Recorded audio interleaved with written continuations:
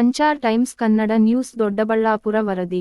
ದೊಡ್ಡಬಳ್ಳಾಪುರ ನಗರದ railway station ಬಳಿಯ ರಾಜ್ಯ ಹೆದ್ದಾರಿಗೆ ಸಮೀಪದ ಕಿರಣ್ ಟಿಫನ್ ಸೆಂಟರ್ ಪಕ್ಕದಲ್ಲಿರುವ ಪ್ರಸನ್ನ ಆಂಜನೇಯ ಸ್ವಾಮಿ ದೇವಸ್ಥಾನದ ಮುಂದೆಯ ಸ್ಥಿತಿ ನೋಡಿ ಹೇಗಿದೆ. ಇಲ್ಲಿ ಸಾವಿರಾರು ಭಕ್ತರು ಬಂದು ದೇವರ ದರ್ಶನಕ್ಕೆ ಹೋಗುತ್ತಿರುತ್ತಾರೆ.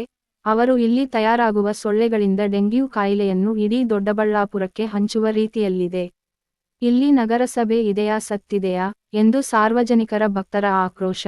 ಈ ವರದಿಯನ್ನು ನೋಡಿದ ತಕ್ಷಣ ಎಚ್ಚೆತ್ತುಕೊಂಡು ನಗರಸಭೆ ಆಯುಕ್ತರು ಬಂದು ಇಲ್ಲಿ ವೀಕ್ಷಿಸಿ ಸ್ವಚ್ಛಗೊಳಿಸಿ ದೊಡ್ಡಬಳ್ಳಾಪುರ ಸಾರ್ವಜನಿಕರನ್ನು ಉಳಿಸಬೇಕಾಗಿ ನಮ್ಮ ಮನವಿ.